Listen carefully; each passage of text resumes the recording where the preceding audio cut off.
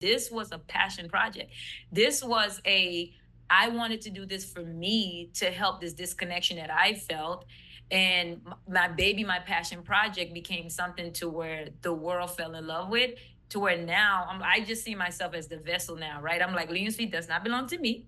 It belongs to Haiti, Haitians, the culture, the country, the people and culture. And my job literally is to continue being the person that keeps it connected, never forgetting the original reason why, Legacy was started. And that's to continue championing the best of who we are.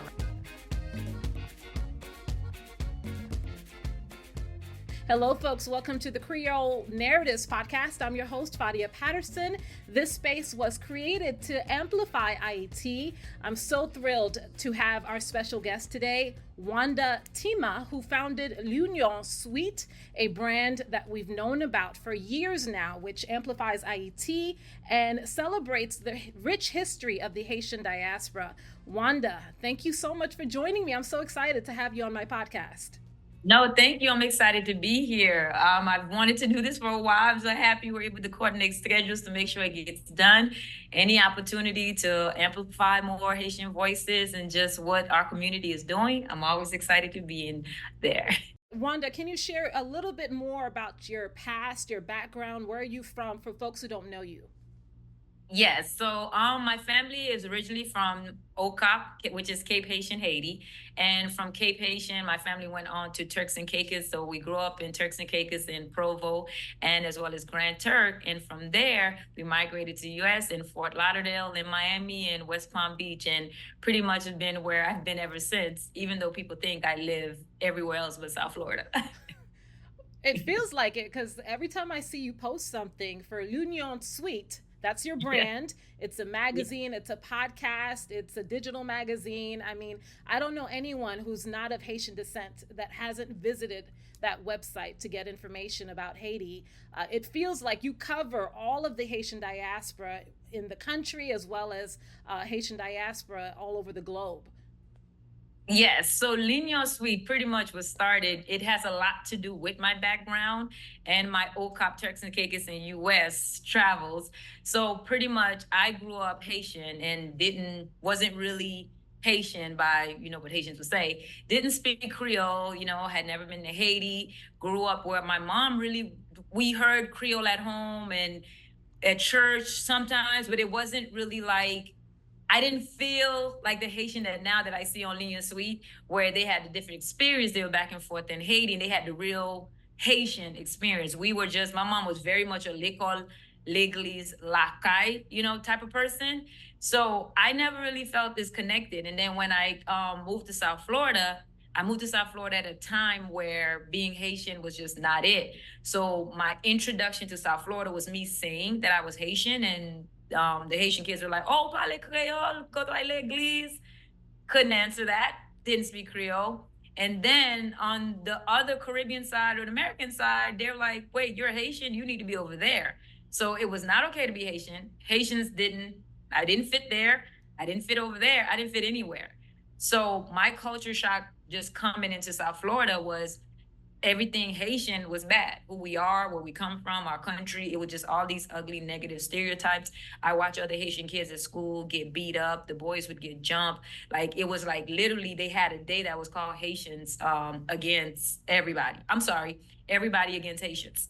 So pretty much now, back then, what I didn't know is that was May 18th, right? Didn't know the significance then. But learned later that that day where Haitians were getting beat up was May 18th. That's when students would come in and wear like the Haitian flags and stuff. And I'm talking about you would get beat up for even saying you were Haitian. So all through middle school, high school, going into college, I just never felt like I belonged. I didn't feel like I fit in. I felt like there was this missing piece of who I was that I just didn't have enough information on. And I wanted to start diving into that. So when I started looking into Haiti and our culture and who we are and our history, mind blown. I couldn't believe the things I was reading. I couldn't believe I couldn't find them anywhere else on the internet, especially the way that I was absorbing information. So from having a communications background and just being in love with blogging and content creation, I just started taking all the things that I was finding and putting it together in one place. And at the time blogging was the thing, right? So I said, okay, I'll start and I'll put it in a blog, I'll brand it, I'll name it. And my overall goal then was to find other Haitians like myself that grew up feeling disconnected, that wanted to reconnect, where we can get together and learn more about our culture. And my ultimate goal was to go to Haiti. I wanted Ligne Suite to be like, since my parents wouldn't take me, and so I was like, I'm gonna go, I'm gonna learn all the people that's there, and I would, get to know the radio personalities, the journalists, whoever was there, and I would fly to Haiti myself, and I would get to know this side of who I am alone. And that was how the Ligne Suite journey started. I put this stuff on the internet, trying to find other, Haitians like myself, and it blew up. Like, people were on every day on the website, and we started from the website to just Facebook then, and people were on every day. They were asking for more, they wanted to know more, and I had to tell people many times, like, oh, I'm still a student here too, I'm still learning myself. Feel free to share things with me, feel free to share information with me. And that's how the community, we built it together, right? So by the time social media became as big as it is, because I had started that way, we just continued to use the platform to continue amplifying it. And eventually I just turned it into a full-blown digital media, entertainment, and everything Haitian space. Amazing. And you are one of the most notable Haitian Americans right now, within the past decade. And I want to read off some highlights in your career. You were featured in Forbes magazine. You are considered one of the top 150 Caribbean boss ladies by Carib Biz Network. On April 4th of 2024, it was declared officially Wanda Tima Day in Miami-Dade County. And then you are on the presidential advisory board for the Women's Chamber of Commerce of Miami-Dade. Oh my goodness. Did you ever expect it to get this far for yourself? No, I did not. Like, I never saw any of this coming. It wasn't planned out. Like, a lot of times now when I do speaking engagements, or people, they'll ask me like the blueprint, how you did this. And I'm like, no, this was a passion project. This was I wanted to do this for me, to help this disconnection that I felt. And my passion project became something to where the world fell in love with, to where now I just see myself as the vessel now, right? I'm like, Ligne Suite does not belong to me. It belongs to Haiti, Haitians, the culture, the country, the people and culture. And my job literally is to continue being the person that keeps it connected, never forgetting the original reason why, Ligne Suite was started. And that's to continue championing the best of the best of who we are, right? In every aspect. And I didn't think of it as a business when it started. I had no idea how I was going to make it a business.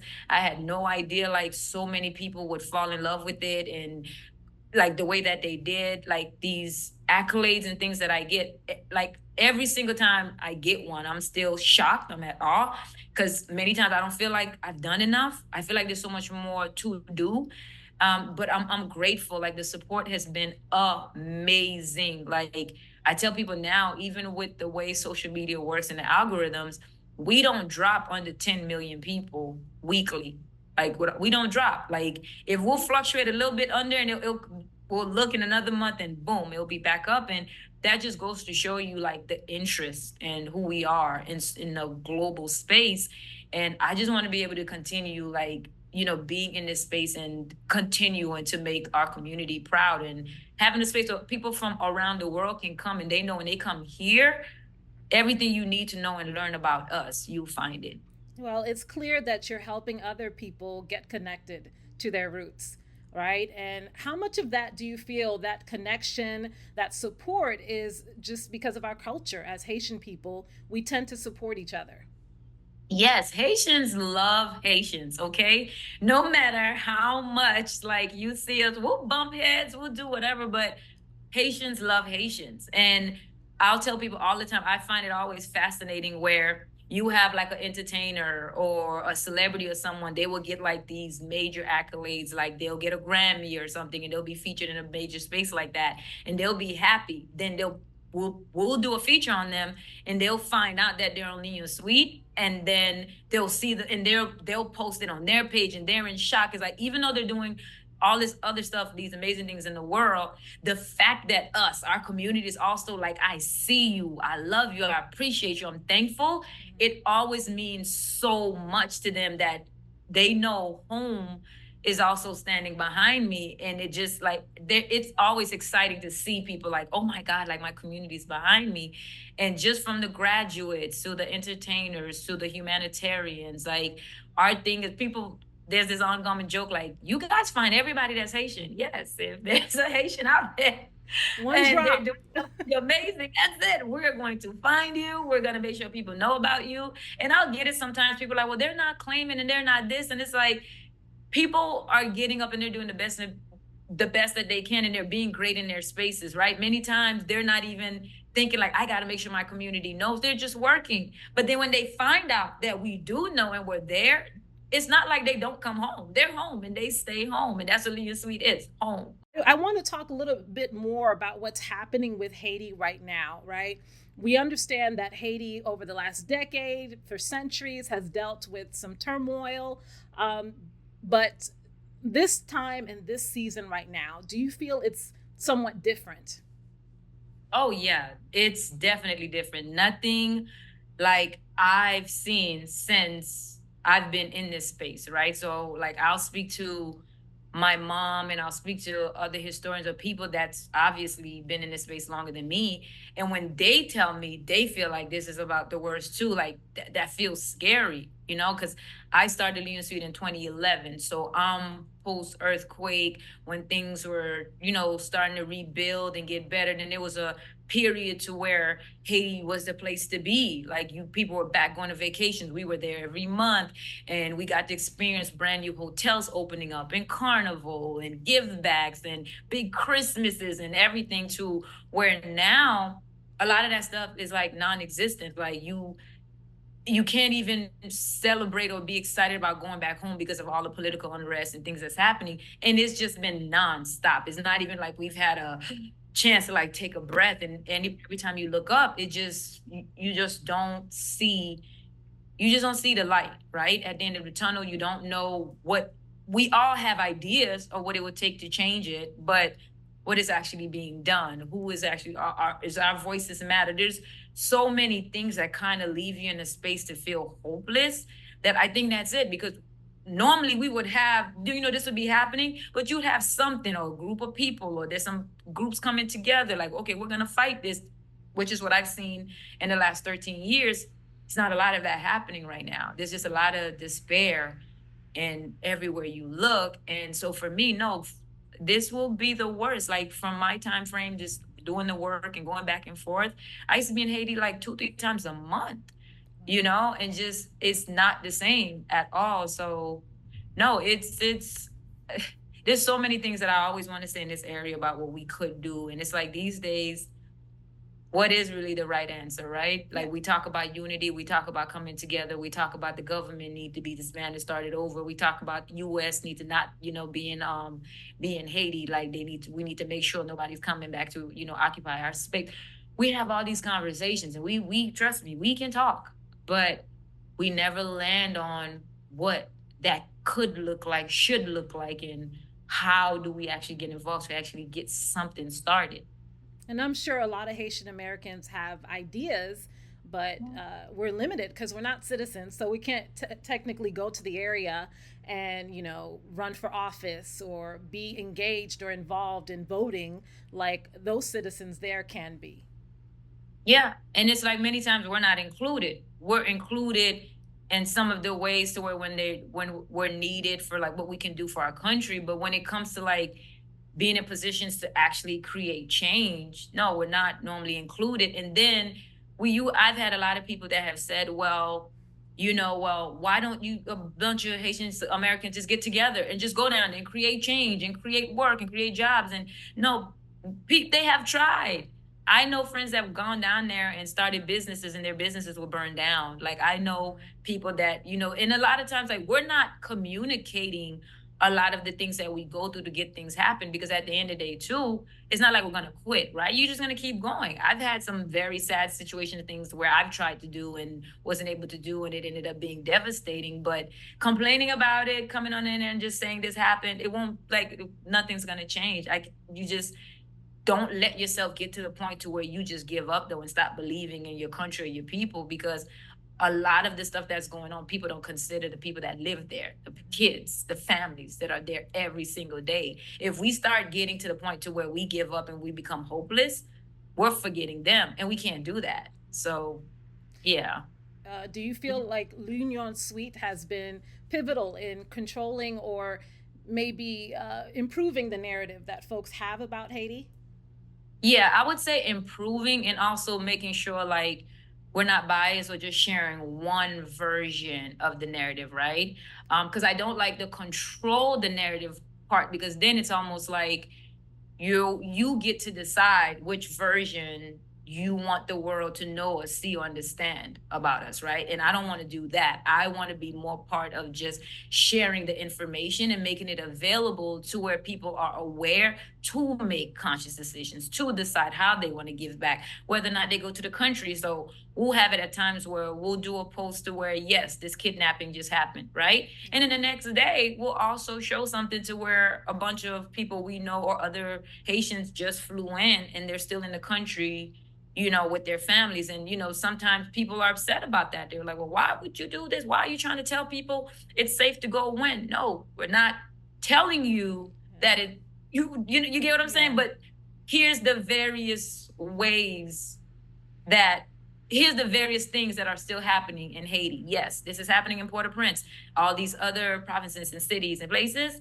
People are still getting up. People are traveling there. They are still flying in. There's still events happening here and there. We don't want to do the everything that's happening in Port-au-Prince is what's happening in the whole country narrative, right? Mm-hmm. Because then you handicap the rest of the country completely, knowing that many times when you get on that plane, those planes are filled with foreigners. Like, many times, not a lot of us, but a lot of everybody else still vacationing right there on the island. They're at the hotels, they're at the restaurants. So we want to make sure that we're always sharing the real versions of what's happening in all spaces, right? And then let the people decide what to do with that. And, there's a lot of interconnection between the U.S. and Haiti. How can that relationship improve, in your opinion?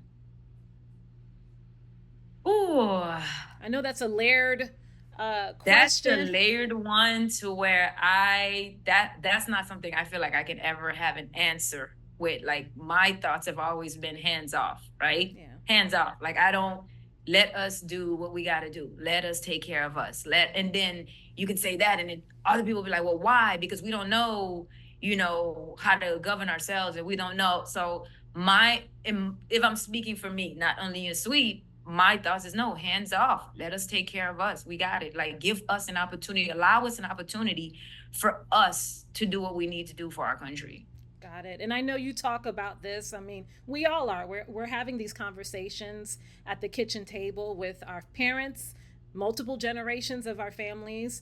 What are their thoughts about the Kenyan police coming over? And 200 first started out. Now we have over 400 Kenyan police now in Haiti trying to resolve this gang issue. Just like every other conversation that's surrounded with Haiti, some people are for it, some people are against it for many reasons, for the same ideas of in the past, what has happened when, these countries or people have come in to claim to help, and what their help has looked like for the people on the ground, the women, the kids, and even many times just the corruption that they get, they're a part of as well. Then you have people that's like, listen, we don't have any other choice right now. We don't know what we're doing. So allow somebody else to come in and help us. But then it's like, when you really pay attention to even the deciding factor for the Kenyan government to agree to come into Haiti, look at who's at the top of making some of those decisions or coordinating those, plans, or where the funding is coming from. It leaves you to feel like, okay, well, Is this all Kenyan driven? Is it really all about us? Is this not another occupation? Like, how do you decide with, with knowing some of these other elements? So again, with many things, we're stuck with, hopefully we don't want to lose faith and just give up. Hopefully they do right by us, but do we really believe they will? And you're just in this space of, let me see what happens. Let me see what happens. Well, I mean, all we can do is pray, right? At this point, like I said again, us as Haitian Americans, we're hoping and praying for the best. And Haitian Americans, we invest the most. I feel like we're one of the Caribbean communities that sends a lot of money back home to our countries. And I think at some point we'd like to see a return on that investment. Absolutely. So Wanda, I'm curious about, what's next for Union Suite. What are your hopes and dreams for that platform? Definitely, like I said earlier, to just continue being part of, the conversation and being at the table of what we look like now, what we look like in the future, how people are able to utilize the information. I would love to have Linear Suite turn into like a big production company. I want to do more production because we do other things too. We do events, we do a lot of social media market management. Linear Suite itself, the platform is one element, but there's so many other things that we do. And I would love to have the opportunity to have like some kind of investor that will come in and see our dreams and is able to help us open up a actual Linear Suite space for us to do the work that we do, to produce TV shows, to produce more journalists and content creators that can travel the world and just continue making and amplifying this space for us more. And until we get to that space, me and my team, we wake up every single day and we make sure we continue to serve literally the country, the people, and the culture the best way we can. That would be amazing to have a sitcom about Haitian Americans because I've never seen it. I've never seen I it. have so many ideas, so many ideas. And I'm just like, can somebody just see the vision and call me? Well, you know a lot of people. You know a lot of stars. You Yeah. don't think Clef would invest? Why? So even with some of that, like I've had a lot of those conversations, even like with Clef. And until I'm able to do what I would like to do, what I will say, people like Clef though, make sure that I'm at the table. I'm in the rooms where some of that stuff is happening. So not to say like what I just said is not happening, but if there's even an opportunity for these things, those people do say, okay, they make sure like they call and say, hey, this is what's going on in this space, in the production space.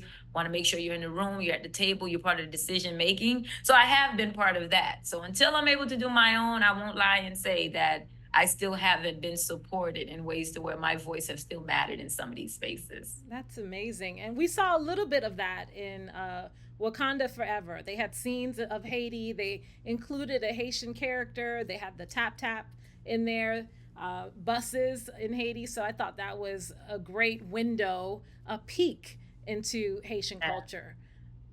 Like them actually trying and attempting. And there is a lot of projects and stuff on like in works. Like, of course, a lot of this stuff takes time, right? But no, there are more projects that are pending being worked on the last couple of years that I do have information on and just hope they actually finish and these things happen so we could really see us. Oh my goodness. Yeah, there's a lot of people trying. There's a lot of people behind the scenes. Like, and the crazy thing is they read the comments. Like, I just want people to know, even though you don't see these people in Leon's, they read the comments. I had somebody come up to me the other day and thank me because they said there's a lot of things that's even happening in the political space because of your comments and what you guys are saying. They read it. They know what people want, what they don't want. So please don't think your voice is not being heard just because, and many times you're not seeing, results right now. I just want to thank you because, you've brought pride back to being a Zoe. Everybody wants to be a Zoe now. So yes, right? So, and thanks to you and Union Suite for what you do and continued success and congratulations. And thank you so much for joining us on the Creole Narratives podcast. Thank you so much for having me. Congratulations on everything you've been doing. Just excited to see this space continue to grow and another amazing space where Haitians get their voices amplified. Thank you. I'm your host, Fadia Patterson, and thank you so much for listening to this episode of the Creole Narratives podcast. For more episodes, please follow us on YouTube, Twitter, and Instagram, and wherever podcasts are available. Again, thank you for joining us in Amplifying IET.